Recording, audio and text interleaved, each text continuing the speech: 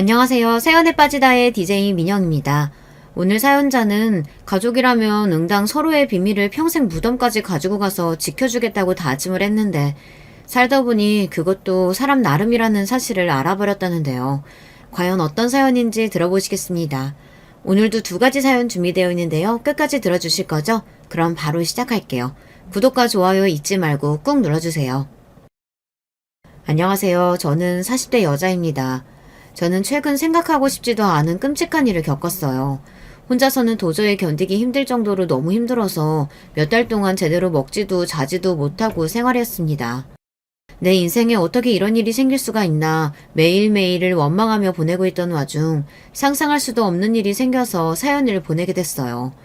최악의 상황을 경험했으니 더는 나에게 이 이상 힘든 일은 생기지 않을 거다 장담했는데 세상이 저를 그렇게 내버려두지 않더군요. 도대체 제가 잘못한 게 뭐가 있다고 세상은 저를 벼랑 끝까지 내몰았어요. 가장 힘든 순간 힘이 되어줄 줄 알았던 가족들이 오히려 저를 더 힘들게 만들었습니다. 최악의 순간을 맞이하고 나니 이럴 줄 알았으면 애초에 이상하다 싶었을 때 결혼하지 말았어야 했는데 그런 생각이 들면서 지난 시간이 모두 다 후회됐어요. 그랬으면 지금 이 순간 이런 끔찍한 기분에 사로잡히지는 않았을 텐데 싶어서요. 저는 결혼하고 많이 변했습니다. 결혼 생활이 너를 띄듯 하루하루가 살얼음판이다 보니 성격도 생각도 결혼 전과는 180도 달라졌어요. 하도 눈치를 보다 보니 말수도 없어지고 사람이 조용조용한 성격으로 바뀌더라고요. 어릴 때는 이러지 않았어요. 사람들 앞에 나서기를 좋아하고 말도 많아서 주변에 친구도 많았습니다. 남편도 그 친구 중 하나였어요. 남편과 저는 같은 고등학교 동창입니다. 남녀 공학이라 남자아이들과 스스럼없이 친구로 지냈어요. 특히나 제가 악기를 다루는 오케스트라 동아리를 했었는데요. 그때 같이 동아리했던 친구들과 성인이 돼서도 단짝으로 지냈습니다.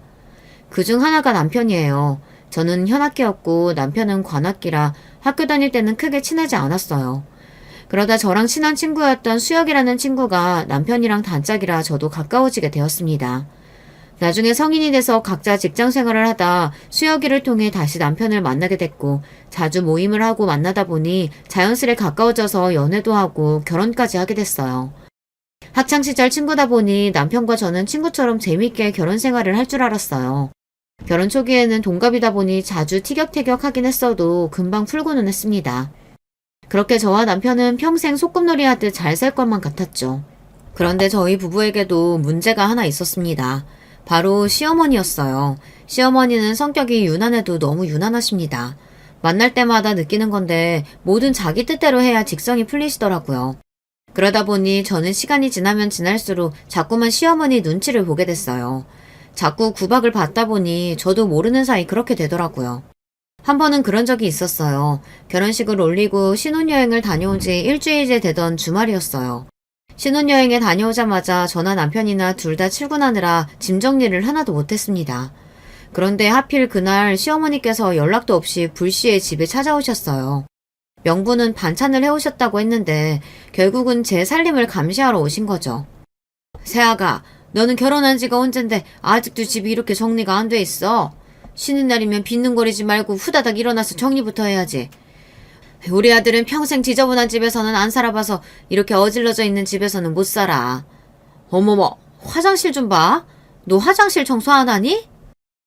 시어머니는 무슨 취조 나온 형사처럼 집안 여기저기를 마음대로 드나드시며 화장실이며 옷장을 마음대로 열어보셨어요. 저는 너무 당황해서 말문이 다 막혔습니다.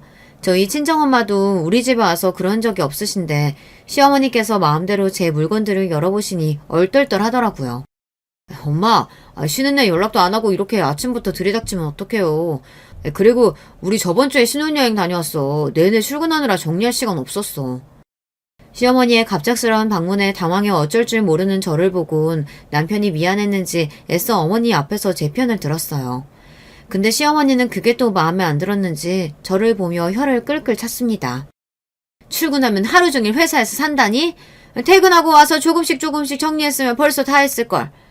암튼 요즘 여자애들은 이렇게 살림에 살자도 모르고 시집을 온다니까. 도대체 친정에선 뭘 가르치는 건지. 나 봐라. 우리 유리는 어릴 때부터 내가 가르쳐서 지금도 못하는 게 없잖아. 유리는 어디다 내놔도 걱정이 안 된다니까. 그거야 엄마 생각이지. 유리 걔 하는 짓을 보고도 그런 말이 나와? 걔가 그러고 사는 게 엄마가 다 오냐오냐 해주니까 그러는 거라고.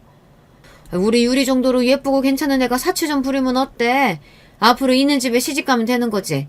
우리 유리는 내가 알아서 잘 시집 보낼 거니까 우리 딸 걱정은 말고 네 걱정이나 해.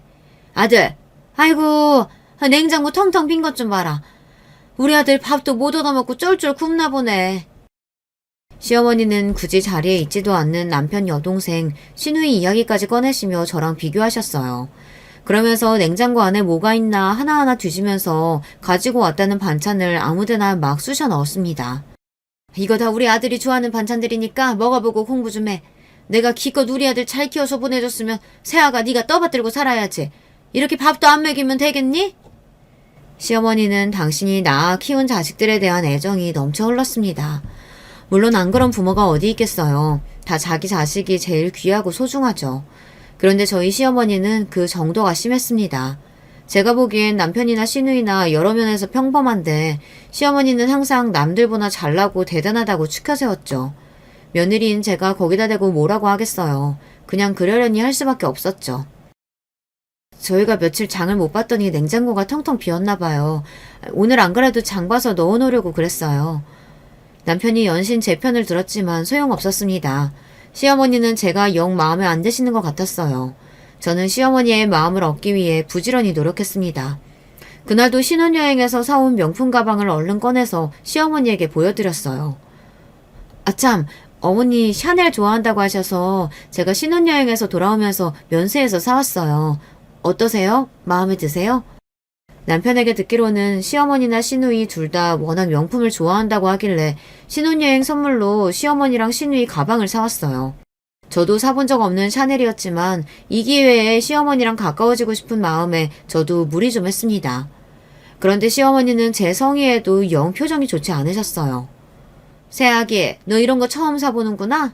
아무리 샤넬이면 뭐하니? 사람마다 취향이라는 게 다 있는 건데. 아휴, 이건 영 내 취향 아니다. 꼭 무슨 짝퉁같이 생겼어.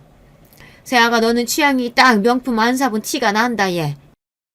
엄마는 기껏 며느리가 비싼 돈 주고 사왔는데 말을 그렇게 해야겠어? 사람 무한하게 왜 그래 진짜. 어머머? 얘가 갑자기 엄마한테 왜 화를 내고 그래? 내 선물인데 마음에 드네 안 드네 말도 못하니? 됐어. 마음에 안 들면 그냥 내놔 환불하게. 괜한 일로 시어머니와 남편이 자꾸만 언성을 높이니 중간에서 괜히 제가 민망해서 애써 다시 바꿔드리겠다고 했어요. 그러자 시어머니는 면세에서 산 걸 뭘 또 바꾸냐고 그냥 가져간다고 하시고는 툴툴거리면서 가지고 가셨죠. 그때부터였어요. 시어머니께서는 저희 친정어머니와는 성격이며 말투며 취향까지 너무도 다르시니 제가 도저히 어머님을 종잡을 수가 없더라고요. 시어머니 비위 맞춰보려고 해도 항상 자기 할 말만 하시고 금세 화를 내시니 저도 모르게 눈치를 보게 됐습니다. 그럴 때 보면 마치 내가 뭘 잘못하기라도 했나 싶을 때가 있었어요. 사실 시어머니와는 결혼하기 전부터 그랬어요. 애초에 결혼 이야기가 처음 나왔을 때 저랑 남편이 계획했던 날짜와 결혼식장이 있었답니다. 남편이나 저나 둘 다 직장이 휴가를 쉽게 낼 수 없는 곳이라 그 날짜밖에 되지 않았어요. 그리고 저희 친정 하객들이 지방에서 오시는 분들이 많아서 터미널 근처에서 식을 올려야 했습니다. 날짜나 장소나 이미 다 상견례 때 양가 부모님과 상의가 다 끝난 부분이었어요. 물론 상견례 날도 시어머니는 저희의 의견을 썩 마음에 들어하지 않으셨지만 다른 부모님들은 저희가 원하는 대로 알아서 하라는 분위기라 그냥 그렇게 하기로 자연스럽게 넘어갔죠. 얼마 전에 우리 교회 장로님 아들 결혼식에 다녀왔는데 호텔에서 교회식으로 예배하는데 너무 경건하고 좋더라. 분위기가 너무 좋아서 신부도 예뻐 보이고. 우리도 그 호텔에서 하면 어때? 시어머니는 연신 호텔 결혼식을 이야기하셨어요. 그리고 식은 기독교식으로 올렸으면 좋겠다고 하셨죠. 호텔 너무 좋은데 가격도 너무 고가고 시간도 벌써 올해 예식은 다 마감이라 날짜 맞추기가 힘들 거예요. 그리고 친정은 불교라 기독교 예식은 좀 어려울 것 같아요. 제가 고향이 지방이다 보니 멀리서 오시는 분들이 많아서 서울 중심부까지 올라오시기엔 시간이 너무 빠듯할 것 같네요. 죄송하지만 식장은 터미널 근처로 해야 할 것 같습니다. 결혼 전이다 보니 저는 제 의견을 그대로 시어머니에게 말씀드렸어요. 그때야 시어머니 성격을 제대로 파악하기 전이다 보니 우리 집 의견도 있는 대로 말씀드리는 게 당연하다고 생각했거든요. 그럼요. 제 안사람이 워낙 남들 이목을 많이 신경 쓰는 사람이라 괜한 소리를 했습니다. 우리 형편의 호텔은 무슨 호텔이야. 당신 좀 잠자코 있어. 상의하는 자리인데 말도 못해요? 그깟 호텔 예식 얼마나 한다고. 유리야, 너 결혼식 할 때는 꼭 우리 호텔에서 하자. 그럼 엄마, 나는 결혼은 무조건 우리나라에서 제일 비싼 신라 호텔에서 할 거라고. 내가 누누이 말했잖아. 유리, 너 조용히 못해? 사돈들도 있는 앞에서 철딱서니 없는 소리 하고 있어. 시아버지와 시어머니께서 언성을 높이시는 것도 모자라 철부지 시누이까지 끼어드는 바람에 순간 상견례 자리가 어색해졌지만 그런대로 잘 넘어갔다고 생각했습니다. 그런데 상견례를 하고 며칠 뒤에 시어머니께서 점심시간에 제 직장 주변으로 찾아오셨더라고요. 명분은 회사 근처에 볼 일이 있어 왔다 제가 생각나서 연락하셨다는데 딱 봐도 그건 아닌 것 같았어요. 분명 저한테 할 얘기가 있었던 거죠. 내가 좀 전에 너희들이 예약했다는 결혼식장 보고 왔거든? 근데 아무리 봐도 홀도 너무 작고 건물도 좀 오래됐더라. 우리 교회 사람들도 다 오는데 그런 초라한 데서 어떻게 한다니? 거기가 좀 오래되긴 했어도 음식 맛있는 걸로는 유명해요. 그리고 양가 하객 많지 않아서 홀도 그 정도면 딱 적당할 것 같고요. 시어머니는 여전히 저와 남편이 예약한 결혼식장이 마음에 안 든다고 하셨습니다. 아무리 생각해도 사돈네보단 우리 집 하객이 훨씬 많은데 우리 쪽에 맞추는 게 맞는 것 같아. 내가 주변에도 물어보니까 그리고 식장은 원래 하객 인원수가 많은 쪽으로 하는 게 맞대. 난 그 결혼식장을 너무 마음에 안 들어. 결혼은 저와 남편이 하는 건데 시어머니는 본인이 마음에 안 든다고 무작정 때를 썼어요. 제가 무슨 말을 하려고 해도 시어머니는 자꾸만 제 말을 자르며 저와 눈도 마주치지 않으려고 했습니다. 저는 남편도 없이 시어머니와 둘이 만난 자리에서 노골적으로 저에게 본인이 원하는 대로 해달라고 하시니 곤란하더라고요. 어머님, 말씀 무슨 뜻인지는 아는데요. 벌써 결혼식장이랑 날짜 다 결정한 상태라 바꾸기가 힘들어요. 계약금도 벌써 다 보냈고요. 사실 아직 계약금은 넣지는 않았지만 시어머니 말대로 하고 싶지 않아서 계약금을 보냈다고 그냥 이야기했습니다. 이 정도로 이야기했으면 시어머니도 더 이야기하지 않으실 줄 알았죠. 그런데 웬걸 시어머니는 오히려 더 정색하시며 저를 쏘아봤어요. 너는 애가 어른 말에 꼬박꼬박 말대꾸 하는 건 어디서 배워먹은 거니? 앞으로 우리 식구 될 사람이니까 내가 알려주는 건데 네가 지금까지 친정에서 어떻게 살았든 나는 내 며느리가 내 앞에서 말대꾸 하는 거 절대로 못 봐준다. 우리 집 애들도 부모 말이라면 무조건 내내 하면서 거역해 본 적이 없는 애들이야. 시어머니께서 정색하고 너무 화를 내시니 오히려 저는 너무 당황스러워서 어쩔 줄 몰라 했습니다. 시어머니는 제 반응에도 전혀 아랑곳하지 않으시며 오히려 이야기를 하면 할수록 더 흥분해서 목소리를 높였어요. 됐다. 내가 결혼식장 전화해서 취소하고 알아서 다른 데 알아볼 테니까 그런 줄 알아. 시어머니는 갑자기 본인 마음대로 결혼식장을 취소하겠다고까지 하셨어요. 저는 너무 기가 막혀서 시어머니를 말렸습니다. 어머니, 이미 가족들하고 다 상의해서 결정한 일인데 갑자기 이러시면 어떡해요. 어머님께서 그렇게 마음에 안 드시면 저도 진영씨랑 다시 상의해 볼 테니까 조금만 기다려주세요. 이러다가는 정말 시어머니 마음대로 결혼식장을 취소할 것 같아 저는 애써 좋게 말렸습니다. 그러고는 그날 있었던 일을 남편과 상의했어요. 제 말에 남편은 당연히 난리가 났죠. 이미 다 결정한 일을 가지고 어머니가 왜 번복을 하냐고요. 그 이후 남편이 시아버지에게 말씀드려서 결혼식장은 원래 하기로 했던 곳으로 하게 됐지만 시어머니와는 그날 이후 어쩐지 관계가 더 어색해졌습니다. 시어머니께서 느끼기에는 제가 시어머니의 의견을 듣고도 제 마음대로 결정한 게 되어버렸으니까요. 그래서 그런 건지 시어머니는 결혼식을 올리고 나서도 저에게 쉽게 마음을 열지 않았습니다. 세상에 서로 잘 맞는 고부간이 몇이나 있겠어요. 하지만 저와 시어머니는 기본적으로 맞는 게 하나도 없었어요. 더군다나 시어머니는 저만 봤다 하면 말도 안 되는 일로 꼬투리를 잡으시고 잔소리를 하셨어요. 한 번은 이런 적도 있습니다. 결혼 초기였는데 제가 첫 아이를 임신했을 때예요. 오랜만에 시댁 식구들이랑 만나 저녁을 먹고 있었습니다. 그런데 시어머니께서 식사는 안 하시고 저 얼굴을 빤히 바라보시더라고요. 마치 제가 신기하다는 듯이요. 그래서 제가 왜 그러시냐고 음식이 입에 안 맞으시냐고 물었습니다. 그러자 시어머니께서 대뜸 하시는 말씀이 저를 무안하게 했어요. 너희 집에 가보면 냉장고 구워지고 먹을 게 하나도 없던데 너는 혼자 뭘 좋은 걸 먹고 다니길래 그렇게 살이 쪘니? 아무리 임신했어도 이제 초기인데 벌써 그렇게 살찌면 어떡해? 시어머니의 말에 순간 제 얼굴은 홍당무처럼 빨개졌습니다. 어머, 그러네? 언니 벌써 한 5kg는 쪘죠? 우리 오빠랑 사는 게 너무 좋은가 보다. 옆에 있던 시누이까지 얄밉게 말해 보태니 저도 모르게 들고 있던 수저를 내려놓았어요. 거기다가 당황해서 말문도 턱하니 막혀버리더라고요. 결혼 전에 드레스 입는다고 살 많이 빼서 그런 거지. 우리 수정이 지금이 딱 보기 좋아. 그리고 결혼하고 살은 내가 더 많이 쪘어. 수정이랑 사는 거 너무 좋아서.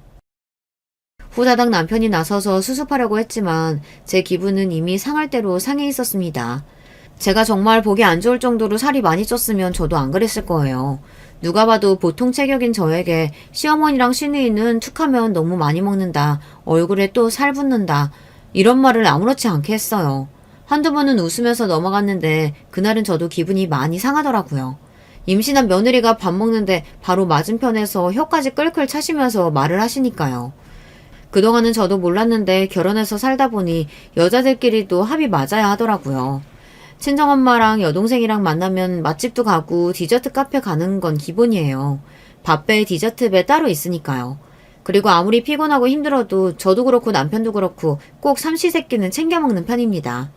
그런데 시어머니랑 시누이는 몸매 관리한다고 매일 요가에 필라테스를 다니는 건 기본이고 저녁은 거의 안 드세요. 먹어도 샐러드나 토마토 정도를 드십니다. 그래서 집안 행사가 있을 때도 항상 주말 점심으로 잡아야 했어요. 저녁엔 살찐다고요.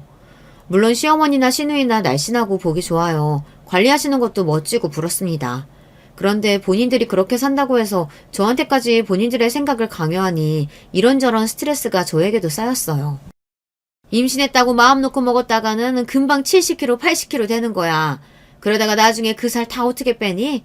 지금부터 관리해. 당신은 임신한 며느리한테 무슨 살을 빼라 그래.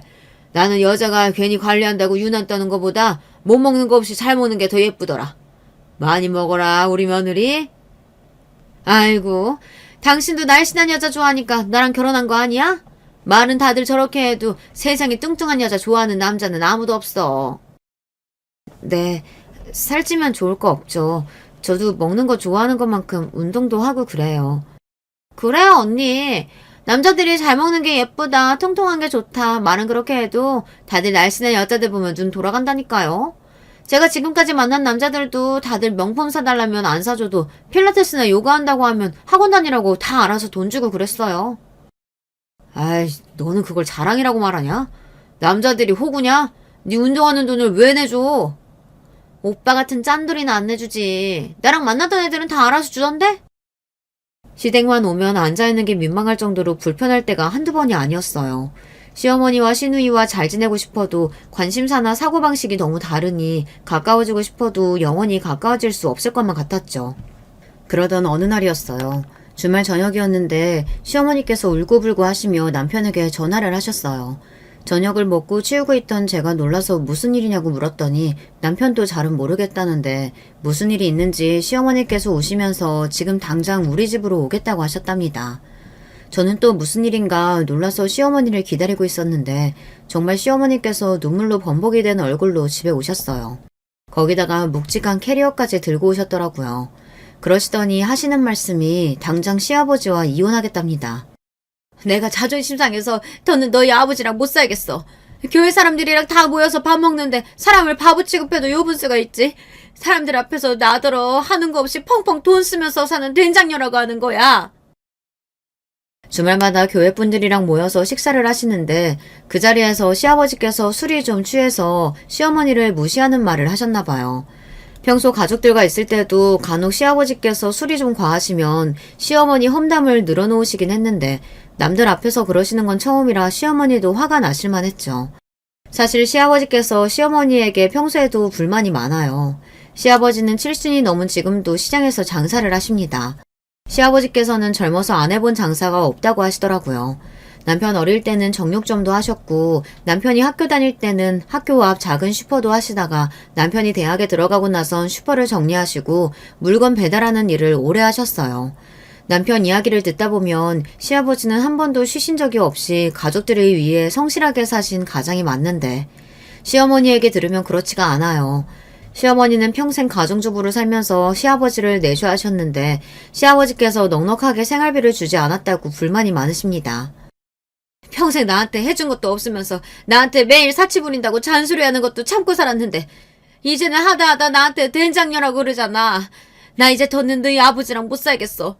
내가 이혼하자고 위자료 달라 했더니 나더러 한 게 없다고 위자료 하나도 못 준대. 그게 인간이니? 나 하루도 너희 아빠랑 못 사니까 너희들이 나 당장 방이라도 하나 구하게 돈 좀 주라. 시어머니의 일방적인 하소연을 1시간 넘게 듣다가 뜬금없이 저희더러 돈을 내놓으라는 말에 저는 놀라서 눈이 휘둥그레졌어요. 유리도 데리고 나와서 살아야 하니까 적어도 20평은 돼야 돼. 요즘 20평대 월세 보증금이 얼마나 하니? 한 1억이면 되나? 그래, 너희 둘 다 직장 탄탄하니까 대출 잘 나오지? 둘이 대출 좀 받아서 1억 좀 만들어봐. 엄마가 아빠한테 위자료 받으면 줄게. 저는 살다 이런 경우는 또 처음 봅니다. 부부싸움하고 집 나온 시어머니가 아들 며느리더러 월세 보증금을 내놓으라네요. 저는 황당해서 헛웃음이 다 튀어나왔어요. 엄마, 지금 그걸 말이라고 해? 그리고 나까지 이런 말 하면 엄마가 서운하겠지만 이번 기회에 말할게. 사실 나도 아버지 이해돼. 엄마 최근에도 아버지 몰래 카드로 피부과 500만 원이나 긁었다면서 아버지 그 연세에도 먹고 살겠다고 가게 하는 거 안 불쌍해?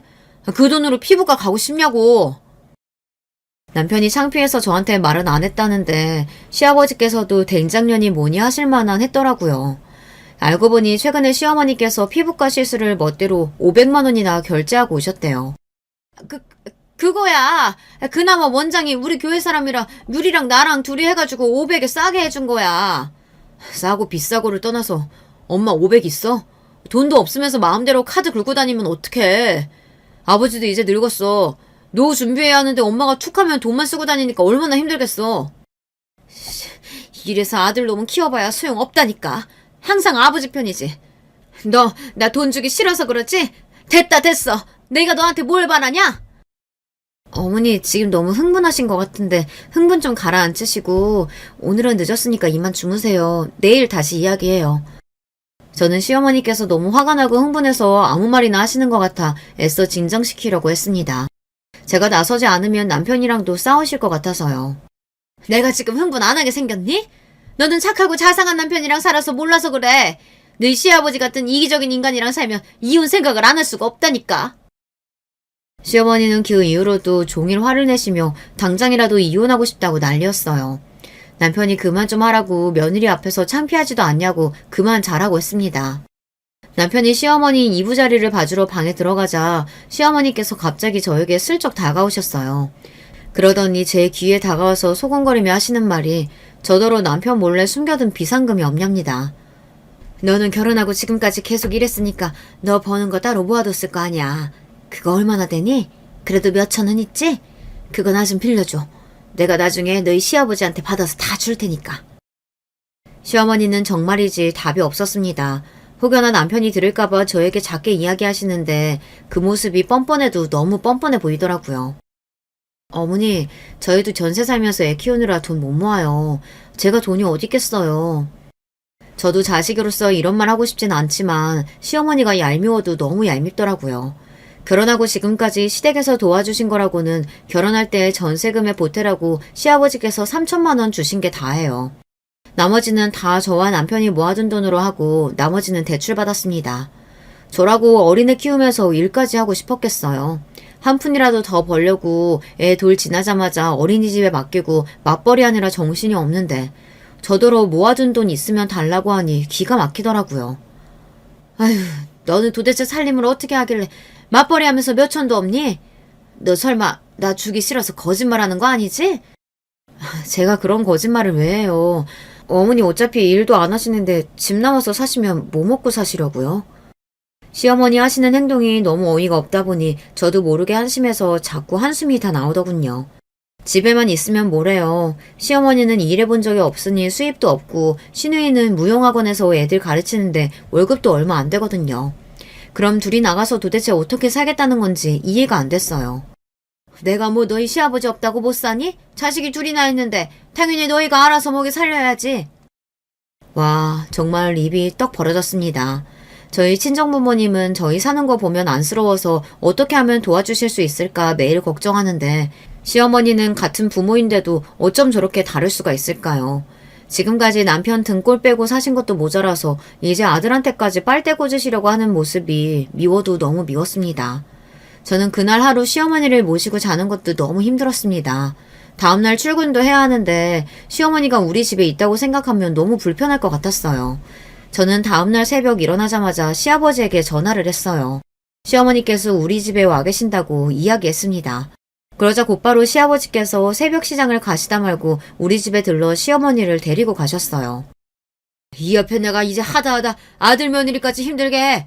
당장 안 나와? 된장녀라고 욕할 땐 언제고 나오라 말라야. 나한테 당장 사과해. 안 그러면 나 진짜 당신하고 이혼할 거야. 에휴, 지긋지긋한 옆였네.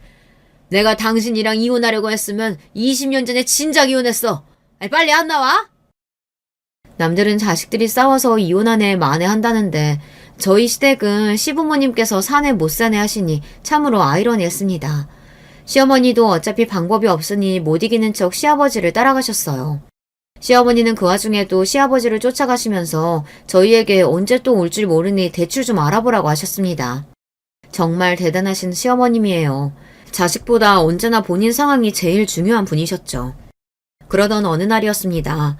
제 인생에서 가장 씻을 수 없을 정도의 크나큰 사건이 벌어졌어요. 친정 부모님은 평생 성실하게 사시던 분들이었습니다. 부모님 두 분 다 어려서부터 넉넉지 않은 환경에서 자라와서 저와 동생에게는 부족할 것 없이 풍족하게 해주시려고 노력하셨어요. 저와 동생이 둘 다 결혼하면서 독립한 이후에는 부모님 두 분이 홀가분한 마음으로 여행도 자주 다니시고 함께 취미생활을 즐기시면서 여유로운 노후를 즐기고 사시고 계셨습니다. 그런데 그 행복은 오래가지 않았어요. 부모님 두 분이 함께 저녁을 드시고 산책을 갔다 그만 사고를 당해 돌아가시고 말았습니다. 교통사고였는데 운전자가 음주운전 상태로 도로를 질주하다 인도를 걸어가고 있던 부모님을 치는 사고를 낸 거죠. 부모님은 두 분 다 그 자리에서 돌아가셨어요. 저는 하루아침에 부모님 두 분을 모두 다 잃었습니다. 그때의 슬픔은 도저히 말로 표현할 수가 없어요. 사고가 났다는 전화를 받고 동생과 응급실로 달려가 부모님 시신을 수습하고 장례를 치를 때까지도 기억이 드문드문 날 정도로 기억이 없습니다. 마치 일주일 동안 내내 꿈을 꾸고 있는 것 같았어요.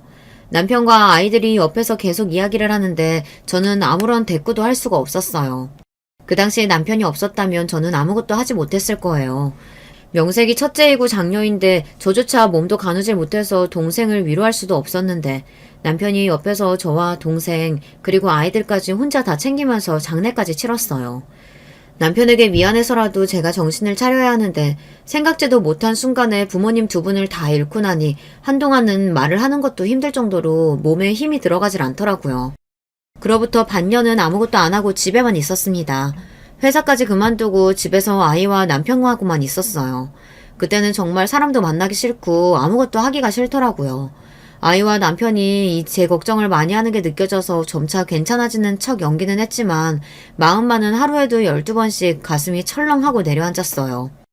부모님을 떠올리기만 해도 갑자기 눈물이 왈칵 쏟아지고 눈앞이 까마득해지기도 했어요.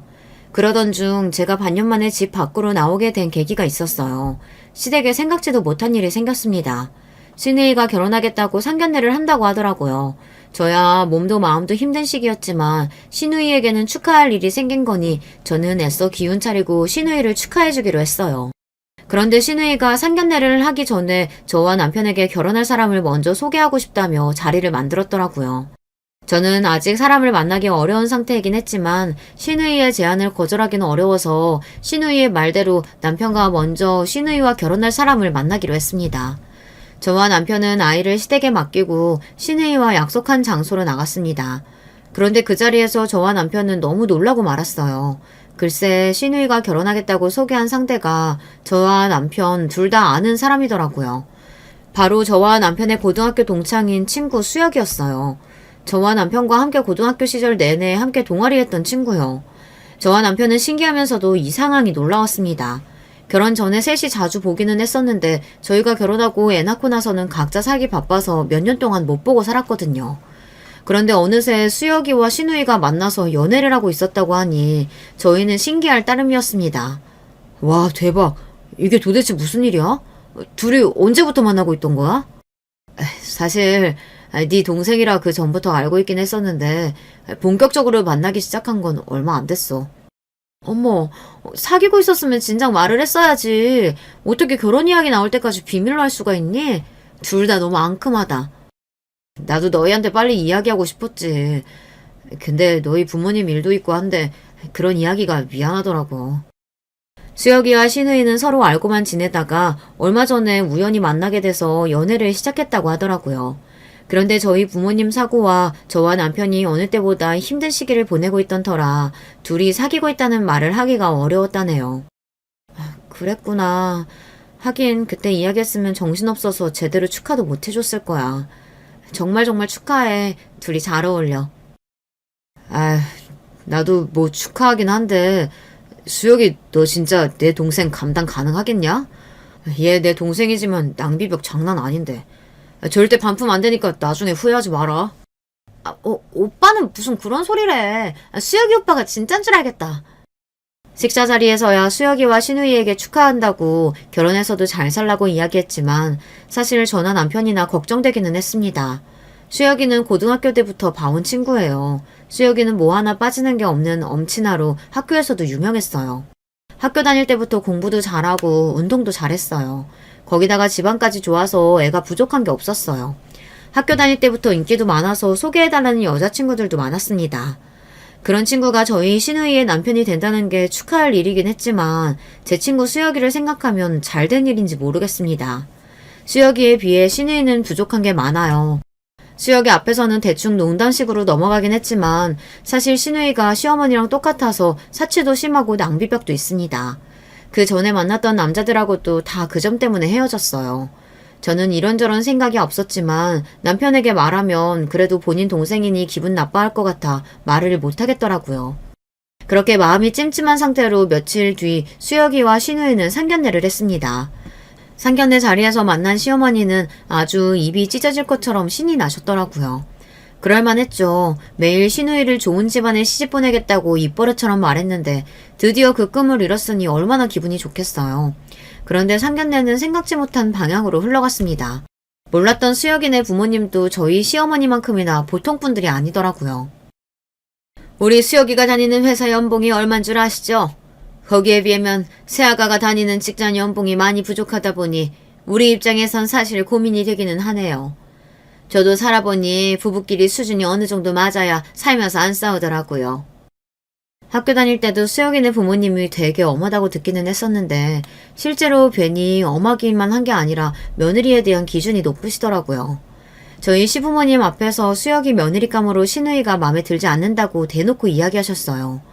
수혁이 부모님의 반응에 저도 놀라기는 했지만 솔직한 심정으로는 좀 고소하기도 했습니다. 시어머니께서 지금까지 저에게 하신 게 있으니까요. 당신 딸도 본인이 며느리에게 한 것과 똑같이 당하는 기분이 어떠실지 궁금할 정도였죠. 어머, 사돈, 무슨 그런 걱정을 하세요. 우리 요리가 나이는 어려도 살림이 얼마나 기가 막히게 잘하는지 몰라요. 김서방 정도 능력이면 여자가 집에서 차분히 내조만 잘해도 그게 더 이익이죠. 시어머니의 반응에 저는 하마터면 웃어버릴 뻔했습니다. 제 앞에서는 매일 신우이만한 애가 없다고 어디 내놔도 이런 1등 신부감이 없다고 하시더니만 수혁이 부모님께서 대놓고 신우이를 무시하시는데도 그 앞에서는 찍소리도 못하고 결국은 내세운 게 살림을 잘한다는 거더군요. 시어머니의 의외의 모습에 그렇게까지 해서라도 딸을 부잣집에 시집 보내고 싶은 거구나 이런 생각이 들었어요. 그것도 일리가 있기는 있네요. 우리 수혁이가 일은 잘해도 집안일은 영 재주가 없으니 집에서 내조 잘하는 며느리도 좋죠. 우리 쪽에서는 신혼집으로 서초에 30평대 아파트 생각하고 있는데 사돈께서는 결혼자금으로 얼마 생각하고 계세요? 제 생각으로는 못해도 혼수로 3억 정도는 해주시면 좋겠는데. 순간 상견례 자리에 있던 모두가 놀라 눈이 휘둥그레졌습니다. 수혁이네 집이 잘 사는 집인 줄은 알았지만 이 정도일 줄은 몰랐어요. 신혼집으로 20억짜리 아파트를 해줄 테니 혼수로 3억 정도는 준비하라고 대놓고 이야기하시더라고요.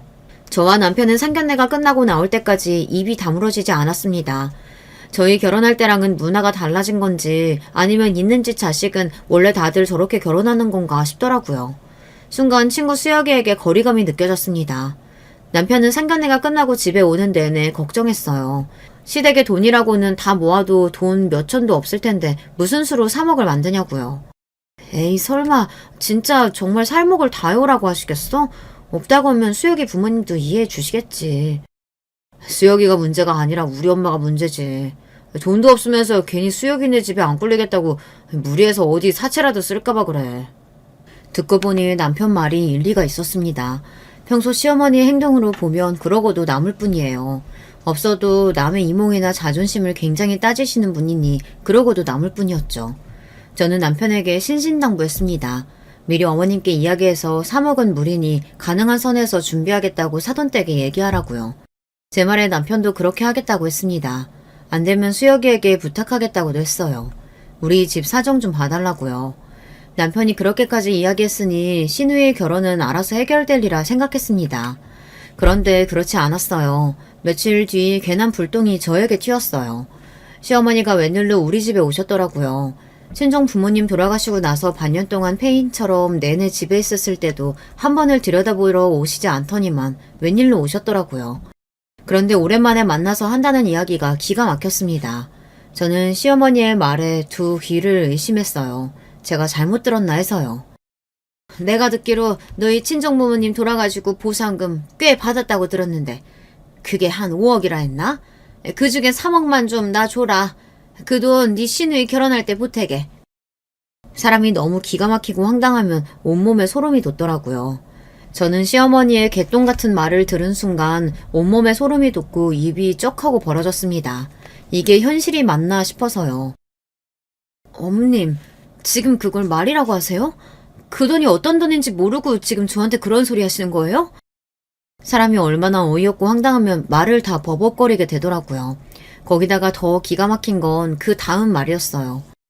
그 돈이 무슨 돈이긴 무슨 돈이야. 그냥 돈이지. 너희 부모님 돌아가셨을 때 하도 네가 유난을 떨어서 내가 말을 못했는데 사람은 원래 다 죽는 거야. 살다 보면 호상도 있고 그런 개죽음도 있는 거지 뭐. 뭐 그런 거 가지고 몇 개월씩이나 죽상을 하고 있냐? 죽은 사람은 죽은 사람이고 산 사람은 살아야지. 네가 진짜 우리 집 며느리라면 이럴 때 도와줘야 진짜 가족이 되는 거야. 그러니까 덜도 말고 딱 3억만 줘. 가만 보면 시어머니는 생각이라는 게 없는 사람인 것 같아요. 그러지 않고서야 저한테 저런 말을 할 수가 없습니다. 어머니, 지금 개죽음이라고 하셨어요? 우리 부모님 돌아가신 게 개죽음이라고 하셨냐고요? 저는 도저히 참을 수 없어서 얼굴이 눈물을 범벅된 채 시어머니에게 울분을 토해냈습니다. 그러자 시어머니는 오히려 그런 제가 더 이해가 안 된다는 듯 오히려 저를 향해 눈을 흘겼어요. 어머머, 얘 시어머니 쳐다보는 눈 좀 봐. 그깟 3억 주는 게 그렇게 아까워? 아유, 치사해서 정말 됐다 됐어. 우리 유리 시집 못 가면 다 너 때문인 줄 알아. 그깟 3억이요? 어머님은 그깟 3억도 없어서 며느리한테 구걸하러 오신 주제에 그런 말이 나오세요? 저는 시어머니라면 이제 치가 떨렸습니다. 저 뻔뻔하고 재수없는 낯짝을 이제 더는 보고 싶지 않았어요. 그때였습니다. 저 말이 심히 거슬렸는지 시어머니가 저에게 갑자기 달려들더라고요. 뭐야? 구걸? 너 지금 말 다 했어? 이게 어디 시어머니한테 그딴 소리를 짓거리고 있어? 네가 맞아야 정신 차리지? 순식간에 저에게 달려든 시어머니는 제 뺨을 세게 갈겼습니다. 순간 간신히 붙잡고 있던 이성의 끈이 빠지지 끊어졌어요. 저는 생각할 틈도 없이 그대로 제 핸드폰을 들었습니다. 그리고 어디론가 급하게 전화를 걸었어요. 너 지금 나랑 얘기하다 어디다 전화 거는 거야? 이게 맞아도 정신을 못 차리지. 너 빨리 3억 안 내놔? 시어머니는 드디어 자신의 바닥을 그대로 드러냈습니다. 제 뺨을 때린 것도 모자라 제게 돈을 내놓으라고 소리를 치더군요. 저는 시어머니가 무슨 소리를 하든 아랑곳하지 않고 전화를 걸었습니다. 수혁아, 나야. 내가 너한테 이 이야기 해야 하나 말아야 하나 많이 고민했는데 내가 진짜 네 친구라면 이야기해주는 게 맞는 것 같아. 사실 우리 시누이 말이야. 20대 초반에 한 번 결혼했었어. 식도 올리고 반년 넘게 같이 살다가 남자가 시누이 돈 쓰는 거에 질려서 헤어지자고 해서 헤어졌는데 혼인신고는 안 했다고 마치 결혼한 적 없는 사람인 것처럼 처녀 행세하고 살더라. 그랬습니다. 시누이에게는 지난 10년 동안 숨기고 있던 비밀이 있었어요. 10년 전에 못 모를 때 외국 여행 중 만난 남자와 둘이 좋아서 식을 올렸어요. 시어머니는 그 결혼을 반대했었는데 시누이가 우겨서 양가 가족들만 모아놓고 식을 올렸습니다. 그런데 같이 산 지 반년도 안 되어서 남자가 도저히 시누이랑 못 살겠다고 원래 본인이 살던 나라로 돌아갔어요. 이유는 뻔했죠. 시누이가 일도 안 하고 집에서 펑펑 놀면서 한 달에 카드값을 몇백씩 써대니 감당이 안 됐던 거예요. 그때도 기가 막혔던 게 시어머니와 시누이는 혼인신고도 안 하고 살았으니 마치 아무 일도 없었던 것처럼 사람들 앞에서 처녀 행세를 하더라고요. 시누이는 그 이후에도 몇 번 연애를 했었는데 남자를 만날 때마다 그 일에 대해서 일절 이야기를 안 하더라고요. 그때는 저도 저와 상관없는 일이니 굳이 나서지 않았어요. 하지만 이제는 아닙니다. 시어머니라는 사람을 도저히 봐줄 수가 없어요. 저야 어쩔 수 없이 남편과 자식 보면서 살고는 있지만 수혁이까지 이런 악의 구렁텅이에 빠지게 둘 수는 없었습니다. 너 설마 지금 김서방한테 전화한 거야? 너 미쳤어? 제가 수혁이에게 모든 진실을 다 말하고 나자 시어머니는 노발대발 난리가 났습니다. 제 핸드폰을 뺏으려고 저에게 달려들었어요. 저는 시어머니 하는 짓이 너무 꼴보기 싫어서 제 핸드폰을 높이 들며 시어머니를 밀어버렸습니다. 그런데 그때였어요. 핸드폰 너머로 수혁이가 저에게 만나서 이야기를 나누자고 했습니다. 저도 웬만하면 시누이가 수혁이와 결혼하게 그냥 두려고 했어요. 결혼이라는 게 둘이 좋아서 하는 일인데 제가 아무리 친구라도 참견하는 게 맞지 않는 것 같아서요. 하지만 시어머니께서 하다 이제 절대 넘지 말아야 할 선까지 넘어버리시니 바보처럼 가만히 참고 있을 수가 없었습니다. 저는 곧바로 수혁이를 만나 제가 아는 시누이의 이야기를 다 했어요. 그리고 며칠 뒤 시누이와 수혁이는 파혼했습니다. 당연히 시댁은 완전히 뒤집어졌고 저를 죽이네 살리네 난리가 났습니다. 저는 시어머니 시누이의 연락을 일절 받지 않았어요. 그리고 남편에게 최후의 결정에 통보를 했습니다. 나 지난 10년 동안 참을 만큼 참고 살았어. 근데 이제 더는 아니야. 시어머니하고 연 끊고 살 거니까 이런 나 이해 못하면 당신하고도 이혼할 거야. 당신이 선택해. 남편과 이혼하겠다는 말은 진심은 아니었지만 어쩔 수 없었어요. 앞으로도 남편과 가정을 이끌어가기 위해서는 시어머니와의 인연을 끊어야만 제가 살 수 있으니까요. 남편은 제 말에 한숨을 크게 내쉬었지만 시어머니께서 저에게 저지른 만행을 알고 있으니 더 말은 안 하더라고요. 당신 말 이해해. 하지만 난 당신이랑 이혼 못해. 그렇다고 나는 우리 어머니랑 천륜인데 끊고 살 수는 없잖아. 남편은 극단적인 상황에 많이 힘들어했습니다. 그리고 얼마 뒤 추석에는 남편만 시댁에 갔어요. 시부모님은 무슨 이런 경우가 있냐고 난리를 치셨다지만 저는 제 생각을 바꿀 생각이 없어요. 절대 앞으로도 평생 시어머니를 볼 생각이 없습니다. 시누이도 마찬가지고요. 그로부터 1년이 다 되어가네요. 저는 지난 1년 동안 시댁과는 인연을 끊은 채 잘 살고 있습니다. 시댁에 무슨 일이 있으면 남편만 가요. 남편이 애들이라도 데리고 갔다 오겠다고 하지만 애들도 제가 할머니를 싫어한다는 걸 알다 보니 안 가겠다고 하더라고요. 남편도 이제는 적응이 돼서 차라리 저 없이 혼자 가는 게 편하답니다. 시어머니고 시누이고 이상한 소리를 해도 본인은 한 귀로 흘려버리면 그만이라고요. 하지만 시아버지께서는 종종 연락이 오세요. 가족끼리 어떻게 평생 안 보고 사냐고, 손주들도 보고 싶으니 이만 용서하고 남편이랑 같이 오라고요. 시아버지께서 시어머니와 시누이를 단단히 혼내고 다시는 저에게 이상한 소리 하지 못하게 단속했으니 걱정하지 말랍니다. 하지만 저는 아직 준비가 안 됐어요. 시아버지께는 죄송하지만 평생 시어머니를 보고 싶지 않습니다. 여러분 생각은 어떠세요? 제가 너무하는 걸까요? 시아버지 말씀처럼 가족이니 시간이 이 정도 지났으면 대충 용서하고 사는 게 맞나요? 저는 잘 모르겠습니다. 여러분의 의견 댓글로 남겨주시면 하나하나 읽고 생각해보도록 하겠습니다. 끝까지 저의 이야기 들어주셔서 감사해요. 여러분의 가정에는 언제나 평화로운 일들만 가득하시길 바랄게요.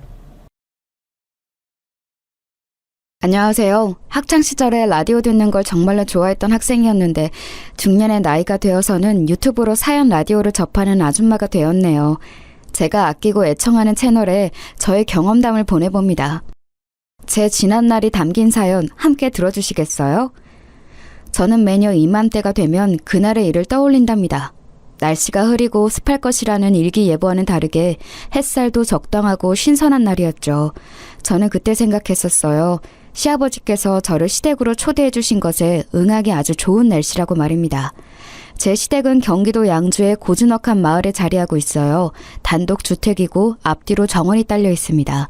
2층 건물에 옥상이 있는데요. 옛날 건축물이 아니고 새로이 전문 건축가의 손길을 받아 지은 집이기 때문에 세련된 멋이 물씬 풍기죠. 당연히 전용 주차 공간이 따로 존재하고요. 또한 이 집에는 지하 공간이 있다는 게 약간의 특이한 부분입니다. 저에게 있어서 시댁은 내 인생이 성공했다는 증표나 다름없었습니다. 가끔 시댁에 들릴 때마다 이런 감상이 들곤 했었어요. 와, 내가 이런 시댁을 둔 사람이라니. 내가 이런 집에서 사는 사람들의 며느리인 거야. 이 정도면 TV에 나오는 잘 사는 부잣집들의 수준에 근접하지 않을까? 내가 이런 정도의 집안에 시집을 왔다니. 정말 멋지다. 내 인생 정말 성공했구나. 왠지 부끄럽고 민망하지만 저는 진심으로 그런 감상을 품고 있었답니다. 뿌듯했고 보람찼어요. 시댁에 방문할 때면 제가 마치 TV나 영화에 나오는 중요한 인물이 된 것 같아서 묘한 고향감에 휩싸였죠. 그날도 저는 시아버지의 초대를 받아 시댁에 들르게 된 것을 무척 기쁘게 생각하고 있었습니다. 제가 점차 식물에 관심이 생겼고 특히 허브 종류에 많은 호기심이 생긴 뒤였는데요. 그런 저를 아시고서 시아버지께서는 한 번 시간을 내서 시댁에서 키우고 있는 각종 식물 화분들을 저에게 소개해 주시고 몇 개는 골라서 내어주실 거라고 말씀하신 바가 있었어요. 그러다가 마침 시아버지의 지인분께서 예쁘고 싱싱한 허브 몇 가지를 선물로 시댁에 놓고 가셨다는데요. 그렇게 된 김에 시아버지께서 얼른 저에게 그런 걸 보여주시고 또 몇 개를 추려서 주시고자 저를 시댁으로 따로 불러주신 것이었죠. 시어머니께서는 그때 마침 교회분들하고 멀리 여수의 바닷가 여행을 2박 3일 일정으로 가신 참이었어요. 그래서 시아버지께서는 저에게 초대라는 표현을 쓰시면서 편하고 재미있는 시간을 보내자고 해주셨습니다. 얼마나 반가운 마음을 안고 시댁에 도착했었는지 몰라요. 불과 몇 분 뒤에 엄청난 상황을 맞닥뜨릴 줄도 모르고 저는 환하게 웃으며 저를 맞아주시는 시아버지와 인사를 나눴습니다. 아버님, 일기예보에서는 오늘 날씨가 안 좋을 거라더니 전혀 아니네요. 햇살도 적당해서 오는 길에 풍경 보기가 너무 좋았어요. 간단히 아침 겸 점심을 먹고 나왔더니 바깥 풍경을 보며 오는 동안 저절로 향 좋은 커피나 차 같은 게 생각나지 뭔가요? 저희 잠깐 티타임 가져요. 그런데 점심은 이미 드셨죠? 티타임? 그거 좋지. 뱃속에 뭔가 딱히 든 게 없어서 커피는 좀 부담스럽고. 꽃잎차나 한 잔 마셨으면 좋겠구나. 네? 혹시 아버님 아직 식사 전이세요? 이미 점심때가 꽤나 지났는데요. 어머님이 안 계셔서 식사 잘 못하고 계신 거예요? 그런 건 아니고 원래 아까 밥을 챙겨 먹으려고 했는데 예상치 못한 일이 생겨버리는 바람에 그러지를 못했구나. 때를 놓쳤더니 별로 입맛도 안 돌아. 네 말 맞다나 그냥 티타임이나 갖자. 가볍게 한 잔 마시고 나서 뒤뜰에 있는 화분들부터 보러 가자꾸나. 네, 그렇게 할게요. 꽃잎차는 저번에 보니까 어머니께서 종류를 꽤 늘리셨던데 뭐가 괜찮을지 제가 우선 살펴보고 우리도록 할게요. 괜찮으시죠? 그렇게 해라. 나는 잠깐 2층 테라스 소파에 가서 앉아있으마. 밖에 바람이 솔솔 부는 것 같은데 바람이나 쐬면서 심신을 다스리고 있으련다. 뒷짐을 지고 2층으로 올라가시는 시아버지를 보며 제가 고개를 연속해서 갸웃갸웃 거렸습니다. 왠지 시아버지께서 기운이 착 가라앉아 보이셨거든요. 바로 전날에 통화를 할 때까지만 해도 그리고 출발하기 전에 문자를 짧게 주고받았을 때에도 별다른 이상 징후는 포착한 바가 없었어요. 그런데 어딘가 가라앉아 보이는 시아버지의 안색하며 뭔가 수심이 짙으신 듯 바람을 쐬겠다고 하시는 것까지 왠지 이상했어요. 그냥 느낌이라는 게 그랬어요. 묘한 예감이 들었다고나 할까요? 저는 시어머니께서 정리해 놓으신 꽃잎차들을 살펴보다가 은은한 향이 나는 한 가지를 골라냈고 전용 다도 용기를 찾기 시작했어요. 이것에 딱 걸맞은 용품이 있었다는 게 떠올랐거든요. 살림은 죄다 어머니께서 혼자 도맡아 하시고 그도 아니면 도우미 이모님께서 종종 하시니까 나는 뭐가 어디에 있는지 정확히 위치를 아는 게 없네. 이제 보니까 어머니께서 늘 부엌에 계셨고 나는 잡일만 거들어 왔구나. 찾는 게 금방 눈에 안 들어와서 꽤 헤매게 되는 동안 자연스레 그런 생각이 들더라고요. 한숨을 내쉬던 저는 무의식적으로 부엌 옆 공간으로 발걸음을 옮겼다가 약간 이상한 소음을 듣게 되었어요. 아주 어렴풋이 제 귓가에 닿은 소음은 언뜻 사람 목소리 같기도 하고 헷갈렸습니다. 아주 찰나에 들었던 거라서 저는 별로 신경을 안 쓰려고 했어요. 그런데 또다시 미묘한 어떤 소음이 들려오는 거예요. 이제는 아예 무시를 할 수가 없어져서 저는 그 소리가 들려왔던 방향대로 가보았어요. 그랬더니 저는 어느새 지하실로 내려가는 계단 앞에 서 있었죠. 집에는 당연히 저와 시아버지 두 사람뿐이었기 때문에 저는 설마 저 아래에 누가 있다거나 하는 가정은 쉽사리 하지 않았습니다. 그냥 별 생각 없이 이쯤에서 뭔가 소리가 나지 않았나 하면서 앞에 서봤던 거예요. 그렇기에 저는 순전히 장난스럽게 아주 가볍게 계단 아래를 향해 이런 혼잣말을 했던 것이고요. 저기요, 아무도 없는 거 맞죠? 아무도 안 계시면 저는 이만 가볼게요. 차를 맛있게 우려해서요. 장난처럼 혼자 뱉어보았던 혼잣말. 그러나 발길을 돌린 저의 뒤편에서 작지만 분명한 음성이 대답으로 들려왔습니다. 여기에요. 지금 여기에 사람 있어요. 제발 살려주세요. 순간적으로 몸에 소름이 쫙 돋더라고요. 제가 너무 놀라서 일단 휴대폰부터 찾아서 손에 얼른 쥐었습니다. 그리고 시아버지께 우선 말씀을 드려볼까 이런 고민을 하다가 안쪽에서 다시 목소리가 들려오길래 일단은 계단을 먼저 내려가 봤어요. 참고로 시댁의 지하실은 아주 옛날에 쓰던 그릇들이나 빈 항아리 그런 것들이 주로 보관되어 있는 그런 공간이었는데요. 지하실로 내려가며 3평 정도 되는 꽤 널찍한 공간이 우선 있었고 문이 하나 있었는데 그 안에는 주로 오래오래 두고 먹는 식재료 같은 게 자리하고 있었습니다.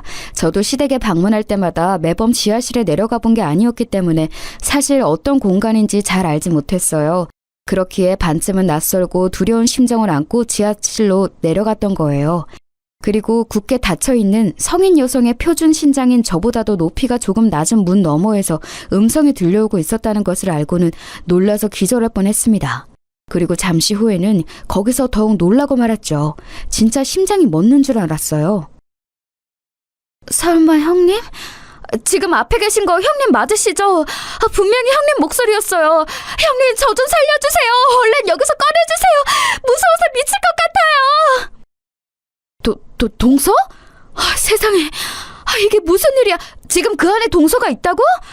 이건 창고니까 당연히 밖에서 잠그는 문인데 그 안에 동서가 어쩌다가 갇힌 거야? 어머나 미쳤어. 이게 지금 무슨 상황이야.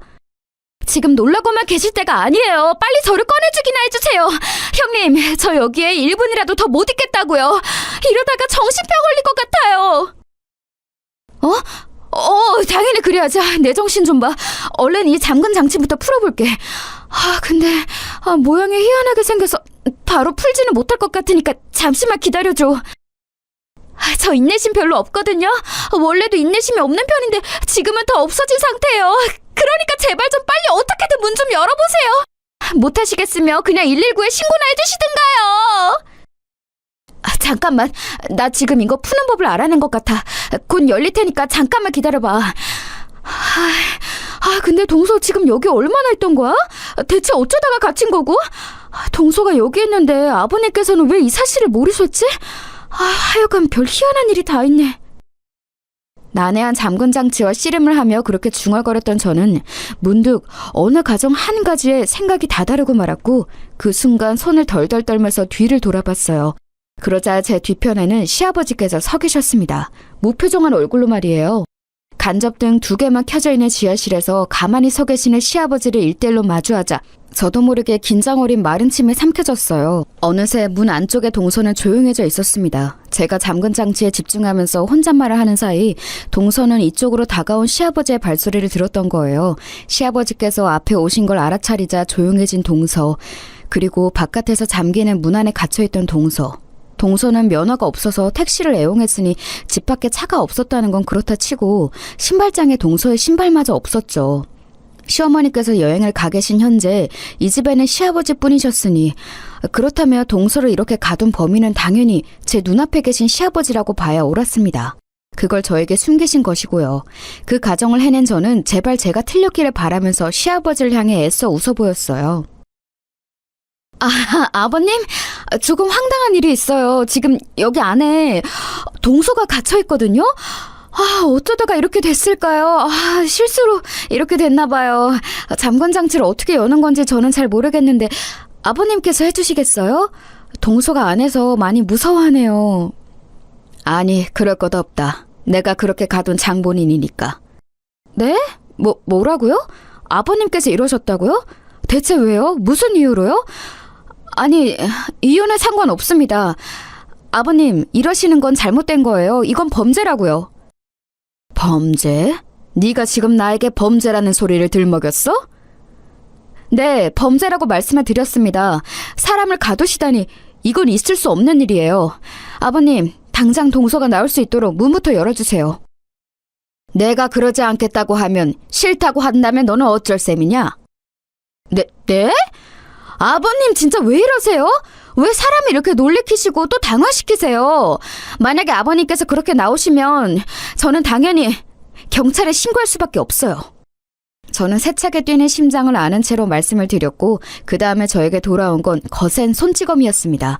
지하실에는 짝 소리가 크게 울렸어요. 시아버지의 손이 제 뺨을 스치고 나자 저는 후끈거리는 뺨이며 어지러운 머리를 느끼는 동안 이 상황이 마치 꿈처럼 여겨졌던 것 같아요. 너무 현실성이 없었기 때문에 꿈이라는 생각이 들었죠. 그리고 이렇게 되기까지 정말로 저는 꿈 같은 과정을 지나온 바가 있었습니다. 제가 왜 시댁에 발을 들이며 선망에 가득 찬 반응들을 보였었는가 하면 제 자신이 그와는 아주 동떨어진 환경에서 자랐기 때문이에요. 제가 아주 어렸을 때 아빠가 돌아가셨어요. 교통사고라는 정도로만 어렸을 때는 알았는데 크고 나니까 엄마께서 저에게 알려주시더라고요. 그건 그냥 교통사고가 아니라 뺑소니 사고였다고요. 알고 나자 세상이 원망스러웠습니다. 뺑소니 사고를 내고 도망간 그 정체모를 작자가 비참한 죽음을 맞이하기를 매일 밤 빌고 또 빌었던 것 같아요. 아빠가 일찍 돌아가시지만 않았어도 저희 가족 그렇게 어렵게 살지는 않았을 테니까요. 저희 가족에게는 딱히 교류하며 지내는 친척들이 없었습니다. 외롭지만 저희끼리 행복하게 그리고 소박하게 잘 살고 있었는데 그 뺑소니 사고가 저희 가족의 평화를 앗아갔던 거예요. 엄마는 그 이후로 저희 자매를 먹여 살리기 위해 고군분투하며 이런 일 저런 일 다 병행하시다가 어느 날 청소일을 하시던 목욕탕에서 현기증을 일으켜 쓰러지시는 바람에 관절을 크게 다치셨습니다. 저희가 돈이 있기를 하나요? 아니면 무슨 빽이 있기를 하나요? 아프면 아픈 대로 다치면 다친 대로 큰일 나고야 마는 게 당시 저희 처지였어요. 엄마는 제때 적절한 치료를 받지 못하셨고 결국은 그 이후로 다리를 살짝 절게 되셨으며 극심한 허리 통증에 시달리며 살게 되셨습니다. 당연히 이를 구하시는 것에 큰 제약이 생겼죠. 야, 너는 너무 걱정할 것 없어. 내가 열심히 해서 돈 벌 거고 취직 잘해서 너 대학까지 다 보내고 그렇게 할 거야. 너는 나만 믿고 따라오면 돼. 알았지? 엄마가 그렇게 되셨을 때 언니는 중학생이었습니다. 중학교 3학년이었고 가장의 역할을 앞으로 하기 위해 그럴 생각으로 고등학교를 인문계 진학을 포기해버렸어요. 언니는 학교 수업이 끝나면 식당으로 달려가서 아르바이트를 했습니다. 곱창을 파는 곳이었어요. 언니, 팔에 또 그 자국은 뭐야? 또 상처난 거야? 이번에도 혹시 저번처럼 손님 볶음밥 볶아주다가 뜨거운 불판에 데인 거야? 화상 입은 것 같은데. 별거 아니야. 별로 아프지도 않고 이런 것쯤은 시간만 지나면 다 낫게 되어 있어. 그래도 오늘은 지난번처럼 손님들 볶음밥 볶아주다가 실수로 밥을 반 이상 테이블로 날려버리는 실수는 안 했다. 그건 언니 실수라기보다는 어쩔 수 없는 일이라고 내가 말했잖아. 일하다가 보면 그럴 수도 있는 거지. 게다가 언니는 거기서 일하는 사람들 중에서 혼자 학생이라 어리고 경력도 얼마 안 되는데 남들처럼 잘하기를 바란다면 그건 사장이 이상한 거야. 아유, 그래도 동생이라고 이 언니 편 들어주는 거야? 이래봬도 내가 점점 실력이 발전하고 있으니까 너무 걱정하지 마. 잔실수가 많은데도 인내심 가지고 나를 안 자르시는 것만으로도 나는 사장님께 감사하고 있어. 일을 다닐 때가 있다는 것만으로도 감사하는 마음으로 그런 자세를 갖고 일해야지. 무척 힘든 나날이었을 텐데 언니는 불평불만을 하기보다는 주어진 것에 감사할 줄 아는 사람이었던 것 같아요. 늘 긍정적으로 힘을 내려고 했고 저에게 그 기운을 나누어주고 싶어 했었어요. 언니하고 저는 성향이 미묘하게 다른 자매였습니다. 언니가 어떻게든 좋은 생각만 하면서 힘을 내려고 했었다면 저는 분한 심정으로 일을 갈면서 목표를 세우고 나아가는 쪽이었죠. 만약 저희 가족이 경제적으로 풍족했다면 아빠가 돌아가셨다고 해서 저희가 큰 영향을 받고 무너지지는 않았을 거라는 생각이 들었어요. 이게 다 원래 지지부진하게 살고 있었기 때문에 벌어진 비극으로 생각이 되었던 것이죠. 저는 냉정하게 제 공부 수준을 평가했습니다. 내가 대학 입시 직전까지 죽도록 노력하고 거기에 만약 운까지 따라준다면 대략 이 정도 수준의 대학들에 갈 수 있겠구나. 최고라고 불리는 곳들은 아니니까 나는 다른 부가적인 것들을 키워가면서 노력할 필요가 있겠어. 친구도 잘 사귀고 남자도 잘 만나야 돼. 이런 것들까지 미리 신경 쓰고 관리를 해야 내가 성공해서 살 수 있는 거야. 지금 생각해보자면 저는 계산기를 꽤 두드릴 줄 아는 아이였던 것 같네요. 무서우리만치 현실적이었으며 그러면서도 목표와 이상을 높게 두었었죠. 그래서 점차 언니하고는 갈등을 빚게 되었어요. 가치관이 너무 달랐거든요. 언니는 정직하고 성실하고 착하게 살면 그것이 능사라고 여겼습니다. 하지만 저는 그렇게 보지 않았어요. 언니가 고생한 거, 노력한 거 다 알아. 그치만 언니가 그렇게 산다고 해서 나한테 훈계하고 잔소리할 자격은 없어. 내가 뭐든지 계산적으로 행동하며 사는 것 같다고? 그게 뭐 어때서? 내 눈에는 손해보면서 살더라도 더불어 같이 사는 게 좋다고 여기는 언니가 특이하고 이상하게 보여. 아빠를 억울하게 잃었고 엄마가 고생만 하다가 저렇게 됐는데 언니는 세상을 어떻게 동화처럼 바라볼 수가 있어? 어느 날 언니와 감정적으로 싸우던 와중에 저는 모진 소리까지 뱉고 말았죠. 그러자 언니가 상처받은 눈빛으로 절 쳐다봤는데 저는 사과하지 않았어요. 그때부터 서서히 자매 관계가 멀어지기 시작했었죠. 저는 죽도록 노력해서 제 선에서 한계치라고 할 수 있는 대학에 입학하는 데 성공했고 그때부터 친구들을 철저히 고르며 사귀었어요. 제 미래에 도움이 될 만한 애들하고만 어울려 다녔죠.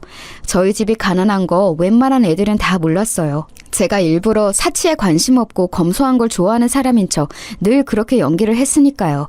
정보를 잘 얻어서 저는 좋은 회사까지 들어가는 데 성공했습니다. 언니는 이때 사람 좋고 착하지만 집안은 정말 가난한 형부를 만나서 결혼을 전제로 연애 중이었죠. 엄마가 허리 통증으로 결국 수술을 받으시게 됐는데 그 비용 거의 다 제가 부담했습니다. 좋은 회사에 다니며 돈 관리를 철저히 했기에 가능했죠. 저는 그때도 생각했어요. 언니보다 제가 잘났고 제가 옳은 것이고 더 성공한 인생이라고요. 이제 보니까 그런 생각에 사로잡혀서 집착하고 있었던 것도 같네요. 저는 어느새 남들이 인정할 만큼 성공한 인생이 아니면 실패한 것이라고까지 생각하고 있었습니다. 각고의 노력 끝에 저는 집안 좋은 남자를 만났고 결혼하는 것까지 성공했어요. 제가 집안 배경은 무척 부족했지만 학벌이 제법 괜찮았고 학점 관리가 수준급이었고 무엇보다 좋은 회사에 재직 중이었기 때문에 명함을 들이밀 수 있었습니다. 잘 사는 집안 며느리 자리에 들이미는 명함이었죠. 엄마는 제가 너무 차이나는 집안과 결혼하는 거 아니냐고 걱정하셨는데 제가 기가 막혀 했습니다. 엄마, 이제 다 같이 팔자 펴는 일만 남았는데 웬 헛소리를 하는 거예요? 잠자코 계세요. 괜히 일 그르치지 마시고요. 저는 무조건 기회를 놓칠 수 없다는 생각뿐이었죠. 결혼을 하는 것에만 혈안이 되어 있었거든요. 참고로 남편은 3남매 중 둘째입니다. 첫째인 신우이는 이름되면 대부분이 알 법한 기업의 며느리로 시집을 갔어요. 남편은 유학파 출신으로 자기 회사를 창업해서 운영 중이었고요. 시동생은 대기업에 재직 중이었습니다. 시아버지께서 워낙 집안이 좋으셔서 온 가족들이 옛날부터 많이 누리고 배우고 그러면서 살아온 모양이었어요. 그런데 특이한 점이라면 시어머니께서 시아버지의 재혼 상대이셨다는 건데요. 시어머니께서는 평범하디 평범한 집안에서 나고 자라셨고 집안의 장녀라서 식구들을 챙기다 보니까 결혼을 못하고 나이만 꽤 드신 채로 서비스 직종에 종사하고 계시다가 매장에 손님으로 오셨던 시아버지를 만나게 돼서 재혼까지 하신 거라고 했어요. 참고로 남편의 생모께서는 막내인 시동생이 갓 20살이 됐을 때 심장마비로 돌아가셨다고 했습니다. 아, 그래서 엄마와 자식 간의 사이가 왠지 모를 거리감이 느껴졌었던 거구나. 자식들이 다 큰 다음에 재혼하신 계모이셨어. 제가 남편을 종용해서 굳이 시어머니께 잘 좀 해드리라고 그럴 필요는 없을 것 같았어요. 저야말로 이제 알아서 제 밥그릇이나 챙겨야 할 것 같았으니까요. 시댁의 이모저모를 파악하고 있던 제 눈에 단연 들어온 상대는 바로 동서였습니다. 동서는 시댁만큼은 아니더라도 꽤 유복한 집안 출신이었고 조용하고 과묵한 시동생에 비하자면 지나치게 외향적인 인물이었죠. 늘 자신감 넘치는 표정, 오만한 말투 이런 것들을 마주할 때면 솔직히 저는 주눅이 들었어요. 저게 바로 제가 후천적으로 만들어내고 흉내낼 수 없는 진짜 벽이 같았죠. 타고난 부잣집에서 나고 자라며 저렇게 굴 수 있는 걸까 싶어서 솔직히 속으로 처음에는 부러워했습니다. 다 마신 물컵을 아무렇지도 않게 시어머니께 전달드리면서 치우세요라는 눈치를 보내는 동서를 목격했을 때는 엄청 놀랐었지만 굳이 놀란 티를 내진 않았고요. 가만히 물컵을 치우는 시어머니를 보면서 제가 앞으로 어떻게 처신해야 할지를 열심히 계산했었네요. 기묘한 줄다리기를 이어가듯이 그렇게 지냈던 것 같아요. 그러던 어느 날 다 같이 온 식구가 주말에 모였을 때였는데요. 시어머니께서 웃으며 말씀을 하시다가 손으로 살짝 동서의 머리카락을 쳐버렸어요. 그건 아프지도 않고 아무것도 아니잖아요? 그런데 동서가 인상을 휙 쓰면서 시어머니를 째려보더니 잠시 후 아무도 몰래 거실과 밑창으로 시어머니의 발등을 꾹 한번 눌러박는 게 아니겠어요? 하필 이런 것들을 저만 목격했기에 저는 표정 관리하느라 애를 썼죠. 그러다가 다들 각자 대화를 나누느라 어수선한 분위기일 때 시어머니와 동서가 단 둘이 이동하는 모습을 봤습니다. 복도 끝방으로 들어가더라고요. 제가 그걸 따라가 봤죠. 너, 내가 이 말 안 하려고 그간 참고 또 참고 그렇게 인내하면서 지냈는데 기어이 내 입에서 이 말이 나오게 만드는구나. 너 혹시 내가 새엄마라고 계모라고 우습게 보는 거니? 그래서 나 만만하게 여기는 거야? 왜 그렇게 생각을 하셨어요? 저는 전혀 어머님을 그렇게 여긴 적 없는데요? 착각하신 거예요. 어머님 스스로가 계모라는 사실 때문에 열등감 품고 계셔서 지금 이러시는 거 아닌가 모르겠네요. 집안도 변변치 않으시니 열등감 품으실 요소는 많죠. 들려온 대화 내용에 제가 깜짝 놀라서 얼른 손으로 입부터 틀어막았어요. 자취의 숨소리를 들켰다간 안 될 것 같았거든요. 무엇보다 저는 이 현장을 더 엿듣고 싶다는 마음이 있었죠. 그래서 숨을 숙인 채 문에 귀를 아예 바짝 갖다 대고 대화를 계속 엿들었습니다. 네가 되도 않게 말장난을 치면서 오리발을 내미는구나. 끝을 모르고 어른 앞에서 이렇듯 맹랑하게 구는 거 고쳤으면 해. 아버님 앞에서는 적당히 조절 잘하니까 너무 걱정하지 마세요. 제가 알아서 합니다. 뭐라고? 네가 이러고도 나를 무시하는 게 아니라고 당당히 굴 수 있는 거니? 아, 진짜. 왜 자꾸 피곤하게 구세요? 젊은 며느리가 당돌하게 좀 굴 수도 있는 것 같지고 어머님 같은 여자끼리 너무 꽉 막히게 구시는 거 아니에요? 제가 말씀 좀 공손하게 안 드린 것 말고 또 어머님께 뭘 그렇게 잘못을 했나요? 저야말로 어머님께 제가 왜 밉보였는지 그게 참 의문이네요. 저를 싫어하셔서 일부러 안 좋게 색안경 쓰고 바라보시는 거 아닌지요? 지금도 이것 봐! 너는 전혀 나를 공경하지 않고 있어. 네가 뭘 그렇게 잘못을 했냐고? 네 가슴에 손을 얹고 생각을 해봐라. 너는 항상 네 친정 쪽으로만 내 아들을 끌어갔지. 이걸 네가 아니라고 말할 수 있을까? 주말이든 언제든 친정이 우선이고 네 시댁은 항상 후순위로 두었잖아. 결혼할 때 시댁에서 지원받고 돈 받고 이런 것들은 잘만 받아놓고서 신혼여행 가서는 전화 한 통도 안 했었지. 명절에는 아프다는 핑계 대면서 내 아들만 항상 먼저 여기로 보내고 너는 지각하기 일쑤였어. 그러면서 늘 사과는 내가 아니라 내 남편에게만 하더구나. 와, 어머님 그간 속에 쌓이신 게 많았나 봐요. 이렇게 흥분하시면서 말씀하시는 모습 처음 보는 것 같아요. 그간 인자하게 미소만 지을 줄 아는 부처님이신 줄 알았는데 제가 잘못 생각하고 있었네요. 그런데 어머님 이렇게 속내 털어놓으시고 저한테 불만 말씀하시는 거 다 좋아요. 다 좋은데요. 그걸 왜 저한테만 말씀하시는 거예요? 네? 아들 며느리 부부가 똑같이 잘못을 했는데 그걸 왜 아들이 아니라 며느리인 저한테만 뭐라고 하시냐고요. 내 아들은 회사만 잘 다닐 줄 알지 다른 건 깊게 생각도 잘 못하고 이런저런 계산도 안 넣는 얘야. 내가 잘 알아. 항상 그런가 보다 하면서 사는 스타일이야. 네가 항상 옆에서 큰 소리 내고 행동 이렇게 하라고 지시하면서 의견 내고 사주하고 이런 것들 내가 모를 줄 알았니? 우리가 그런 걸 다 몰라서 가만히 있어 온 줄 알아? 그렇다고 쳐요. 그런데 그것에 넘어간 아들이 너무 무른 거 아닌가요? 물러터진 바보 불효자를 혼내셔야지 왜 며느리만 혼내세요? 이거 너무 불공평하네요. 아무래도 저를 싫어하시기 때문에 색안경 쓰시고 꼬투리 잡으시고 싶어서 어머니께서 혈안이 되신 거라는 그런 저희 생각이 점점 더 확고해지네요. 네가 아주 간사하게 입을 놀리는 것에만 도가 텄구나. 그런 식으로 결국은 나에게 화살을 돌리는 거야. 어머님, 제가 지금 무슨 틀린 말씀을 드린 건가요? 저는 맞는 말씀만 드린 거예요. 아니라고 생각하시면 그냥 따박따박 반박을 하시면 될 것 가지고 굳이 제 탓으로 마무리를 지으시려는 건 다름 아닌 어머님이시라고요. 아, 진짜 왜 저한테만 이러신담? 아, 혹시 아들에게는 직접 이런 말씀 못 하시는 게 진짜 엄마가 아니라서 그러시는 건가요? 생모가 아니라 계모니까? 그러면 제가 또 어느 정도는 참작을 해서 이해를 해드릴게요. 동서가 사람 속을 완전히 뒤집어 놓기로 작정을 한 모양인지 깔깔거리면서 엄청 크게 웃음을 터뜨렸어요. 단지 엿두고 있는 것뿐인데도 제 심장이 다 쿵쿵거렸고 속이 막 울렁거리는 감각이 들었습니다. 당사자인 시어머니께서는 심경이 어떠셨을까요? 비웃음을 늘어놓고 나서 신나게 웃고 난 동서가 이런 소리를 덧붙였습니다. 아, 이제 자연스레 이해가 되셨겠다. 그쵸? 이해? 이해라니 그건 또 뭐하는 말장난이야? 어머님 아들이 왜 효도를 1순위로 올리지 않고 제 말을 그렇게나 잘 따르는지 이해가 되셨겠다 이 말씀이에요. 낳아준 진짜 엄마가 아니니까 당연히 그런 계모보다는 사랑하는 아내를 더 위하며 따르고 싶은 심리가 아닐까요? 어떻게 내 앞에서 그런 말을 이 못돼 처먹은 거 너 이러는 건 내 아들이 내 남편이 속속들이 알고 나서도 너를 옹호해 줄 것 같아? 아이고 어머님 그러다 순 넘어가시겠어요. 눈에 힘 좀 푸시고 신호흡 좀 하시고 네? 건강 생각하셔야죠.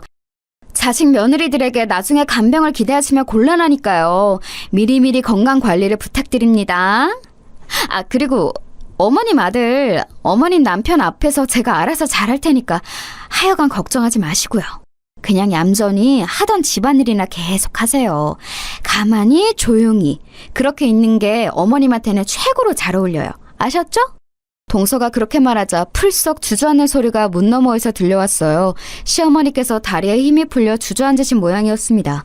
그러자 동서는 코웃음을 치며 부축을 해드릴 용의 따위는 전혀 없는지 문 쪽으로 걸음을 옮기더군요. 발소리가 가까워지는 것에 저는 얼른 문에서 멀어지려다가 동서의 마지막 말까지 들었어요. 아, 참고로 굳이 저하고 이런 대화를 나눴다는 거 아무한테도 주둥이 안 나불대셨으면 좋겠어요. 이건 어머님을 위해서 드리는 조언이기도 해요. 작은 며느리한테 이런 취급을 받는 시어머니라니. 그거야말로 스스로의 위신을 깎아먹고 계모라서 고작 이것밖에 안 된다고 다른 사람들에게 광고하는 꼴밖에 더 되겠어요? 안 그래요? 말을 함부로 하는 것에도 정도가 있지. 정말이지 동서가 해도 해도 너무하다는 생각이 그제서야 들었습니다. 주먹을 불끈 쥐었던 저는 그러나 동서가 문을 열어젖히자 재빠른 속도로 기둥 뒤에 몸을 숨기고 말았어요. 동서는 반대편으로 곧장 걸어가는 바람에 저를 보지 못하였죠. 저는 스스로 내가 지금 왜 숨었을까 이런 생각이 들어서 혼란스러웠습니다. 자괴감 같은 게 들었죠. 방금 들어버린 엄청난 대화의 여파로 가슴이 진정 안 되는 가운데 저는 소리 안 나게 걸음을 옮겼어요. 시어머니의 상태를 살펴보지 않고 현장을 몰래 벗어나는 것에만 급급했다는 것 자체가 제가 동서를 피한 이유를 알려주고 있었습니다. 저는 시어머니의 편에 서서 동서와 대치를 하고 싶지 않았던 거예요. 그럴 용기 따위는 없었던 것이죠. 속으로 어차피 나는 상관없어 이런 비겁한 생각이나 하면서 아무것도 엿듣지 않은 사람처럼 행동했습니다. 그러나 그날 집으로 돌아가던 차 안에서 문득 사이드 미러로 쳐다보다가 깨달았어요. 동서가 나오느라 그 문이 열려져 있었단 사실을 말입니다. 그 사이로 시어머니께서 제가 지나가는 모습을 보셨을지 마셨을지 그건 알 수가 없었어요. 저는 뒤도 돌아보지 않고 발소리를 죽여서 멀어지는 것에만 집중하고 있었으니까요. 열려있던 문을 간과했던 것, 그 쓰라린 실수 때문에 한동안 저는 가슴을 졸여야만 했습니다. 캥기더라고요. 왠지 그날 제가 목격당했을 것 같다는 짐작이 들어서 시어머니를 똑바로 쳐다보기가 어려워졌어요. 하지만 사람이라는 건 적응의 동물이자 망각의 동물이더라고요. 며칠이 지나자 몇 주가 지나도록 시어머니께서 어떠한 낌새도 보이시지 않자 저는 안심을 해버렸습니다. 그날 시어머니께서는 저를 못 보신 게 분명했죠. 그렇게 믿었었는데 아니었다는 걸 저는 알게 된 거예요. 시아버지께 얻어맞은 뺨이 후끈거리는 것을 느끼며 저는 호통을 들었습니다. 너 역시 마찬가지다. 너는 네 시어미가 일방적으로 모욕적인 말을 듣고 있는 현장에 있었음에도 모른 척하였지. 그리고 영영 입을 다물어 버렸어. 네 시어머니가 느꼈을 아픔, 고통, 수치심 이런 것을 너는 다 외면해 버렸던 거야. 아버님, 그날 일을 말씀하시는 것 같은데 그때는 제가 정말 경황이 없어서 자리를 뜨고 말았습니다. 아무한테도 알리지 않는 게 어쩌면 어머님을 도와드리는 것일 수도 있다고 생각해서 잠자코 지냈습니다. 죄송해요. 글쎄다. 네가 지금 그 변명을 진심으로 늘어놓는 것인지 아닌지 잘난 새치어를 놀리는 것에 도같은 네 동서, 내 작은 며느리를 생각하자면 너 역시도 온갖 가식만 부리고 있을 가능성을 배제할 수 없지. 아버님, 그러시다면 설마 동서를 교육시키려고 저기에 가두신 건가요? 아무리 그래도 사람을 저기에 가둬두시다니. 동서가 언제부터 저기에 있었나요? 오늘 아침부터다. 지난번에 왔을 때 흘리고 간 물건을 찾겠다며 불쑥 들이닥쳤지. 멋대로 찾아보게 두었더니 작은 애가 슬쩍 어디로 향했던 줄 아냐? 바로 여기야. 여기서 자기가 흘린 걸 찾느라 두리번거리더구나. 정신없이 바닥을 살피고 있길래 내가 나타나서 이걸 보여주며 말했지. 시아버지는 그렇게 말씀하시면서 바지 주머니를 뒤적거려 작은 물건 하나를 꺼내 드셨어요. 어둑한 곳에서도 약간의 빛을 받자 반짝거리는 그것은 동서의 귀걸이 한 짝이었습니다.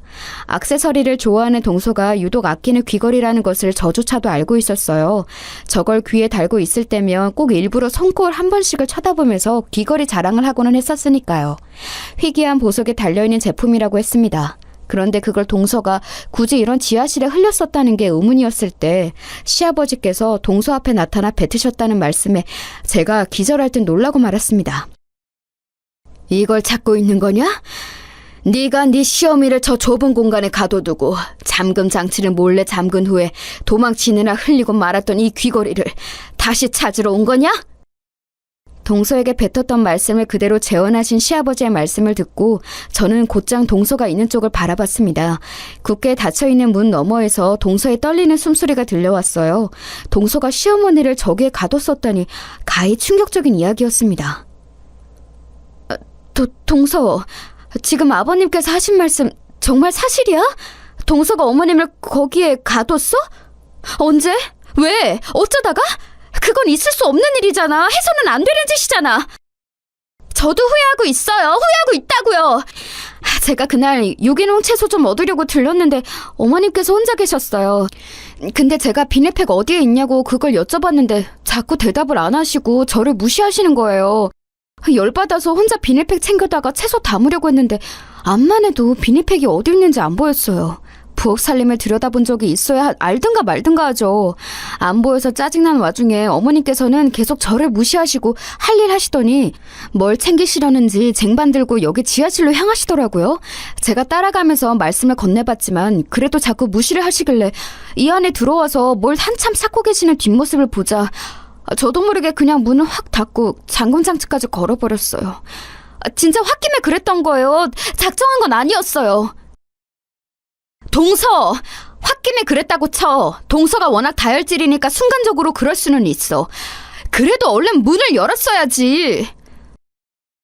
저도 그러려고 했어요. 그런데 잠근 장치를 바로 열려고 하니까 이게 잘 안 되는 거예요. 달그락 소리가 나니까 안에서 어머니께서 갇히신 걸 아래 차리셨고 그때 저한테 너 작은 애니? 네가 나 가뒀니? 이렇게 말씀을 거시니까 너무 겁이 나서 그냥 도망쳐 버렸어요.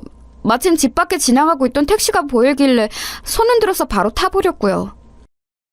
세상에나 정말 어이가 없는 일이었습니다. 사고를 쳤음에 수습을 하면 될 것을 회피를 해버린 동서 때문에 시어머니께서는 휴대폰도 없이 그 안에 들어가서 장장 7시간을 갇혀 계셨다고 했어요. 그런 곳에 들어가 있으면 시간 가는 것도 가늠이 안 되어서 7시간보다 체감 시간은 더 길었을 거예요. 외출하셨던 시아버지께서 돌아오시고 나서야 시어머니는 큰 소리로 도움을 요청해서 당신의 위치를 알리실 수 있었습니다. 그리고 두 분은 지하실 계단에서 동서의 귀걸이를 발견하셨죠. 그때 시어머니께서 눈물을 흘리시며 그간의 모든 수모, 마음고생을 다 털어놓으셨던 거예요.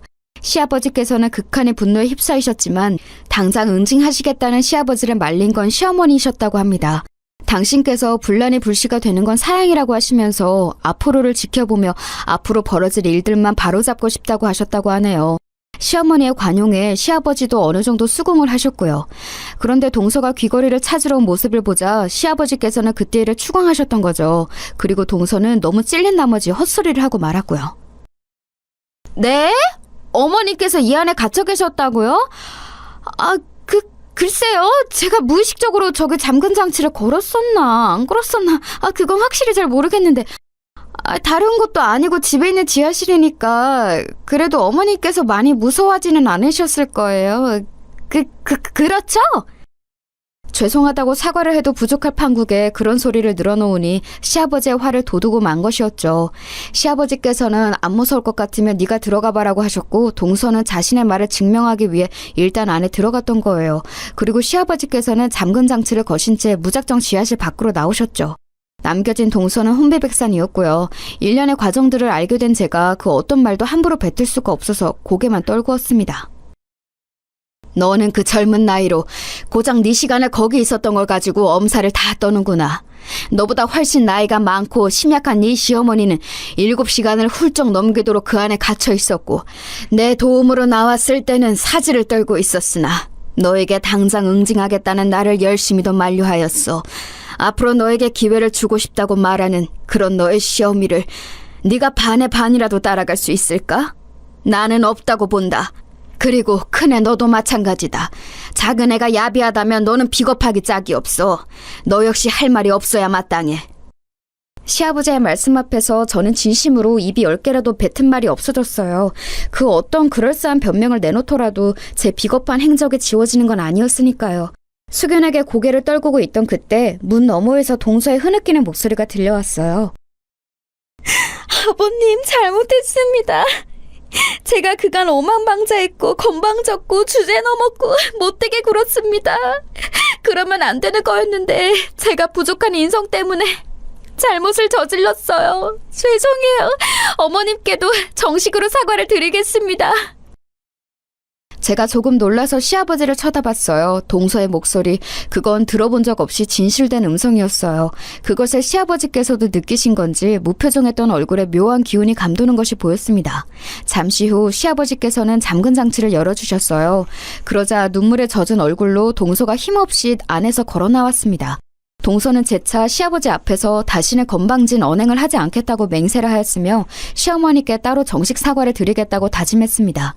그리고 저 역시 앞으로는 진심을 다해 시어머니를 공경하는 며느리가 되겠다고 시아버지 앞에서 약속을 드렸어요. 사죄를 하는 며느리들을 두고 시아버지께서는 깊은 한숨을 내쉬셨습니다. 너희들의 잘못이기에 앞서서 내 아들들의 잘못이지. 이 불효자 놈들 정신 똑바로 안 차리면 이제 국물도 없다. 전 재산을 사회에 기부하는 한이 있더라도 그것들에게는 한 푼도 내 돈을 물려주지 않겠다고 선언을 해버리는 수밖에. 제가 화들짝 놀랐는데 제 옆에서 동서는 놀라다 못해 거의 실신할 지경으로 보였어요. 저는 그때 알았죠. 동서가 알아서 시동생의 시큰둥한 태도로 바꾸어 놓을 것이라고요.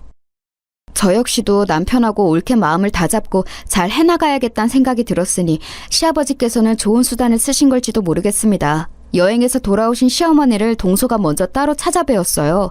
저는 그로부터 이틀 뒤에 찾아가서 인사를 드렸는데 그때 시어머니께 듣기로는 동서가 굉장히 공손해졌다고 하더라고요. 어머님, 제가 동서를 탓할 군번이 못 되는 것 같아요. 그간 제가 늘 가식적으로 계산적으로 필요한 언행만 하면서 어머님께 진심을 다하지 않았던 것은 아닌지 저 스스로를 돌아봤더니 많이 부끄러웠습니다. 죄송해요. 용서해 주신다면 앞으로 정말 잘하겠습니다. 이미 나는 네 마음을 다 알고 있으니 굳이 용서를 구할 필요는 없어. 네가 사시는 속이 깊고 생각이 무척 많다는 걸 나는 알고 있단다. 너를 보고 있자면 유복한 집안의 안주인 자리를 갑자기 꿰차게 되었던 날에 내가 생각이 나. 나에게 충실한 남편, 비록 살가운 자식들은 아니지만 그래도 나를 외면하지는 않기에 그것만으로도 고마웠던 삼남매. 내가 누리면서 동시에 책임져야 할 것들이었지. 행복하고 가슴 벅찼지만 어딘가 늘 초조했어. 내 자리가 아닌 것 같아서 걱정으로 악몽을 꿀 때도 많았어. 그런데 너를 보면 그 시절의 내가 떠올라. 시어머니께서 말씀을 이어가시는데 이상하게도 저는 눈물이 주르륵 흘러내렸어요. 아무도 알아차리지 못한 저조차도 애써 묻어두었던 제 내면 깊숙한 곳에 감춰진 모습을 시어머니께서 보셨다고 생각하니까 놀랍기도 했고 누군가 저를 알아주었다는 생각으로 감동에 차기도 했습니다. 그네야, 인생을 내가 지금까지 살아보니까 내가 사랑하는 사람들도 정말 소중하지만 나를 사랑해주는 사람들만큼 고마운 존재들은 없더라. 누군가에게 사랑받는 것은 정말 어려운 일이더라. 그런 존재들에게 늘 감사해야 돼. 그래야 인생이 더욱 가치 있어지고 의미 있어져. 저는 시어머니께서 왜 그런 말씀을 하시는지 알 것 같았어요. 고민하던 저는 오래간만에 언니를 찾아갔습니다. 자매가 단 둘이 마주 앉으니까 좀 어색하더라고요. 사는 이야기부터 조금씩 나누면서 그렇게 대화를 풀어갔어요. 그리고 저는 언니에게 미안하다는 말을 건넸죠. 늘 제가 옳다고 생각하며 언니의 모든 것을 깎아내리고 얕잡아 보았던 것. 스스로가 그랬던 것을 저는 너무나도 잘 알고 있었기에 그 점들을 솔직하게 고백하고 언니에게 사과했습니다.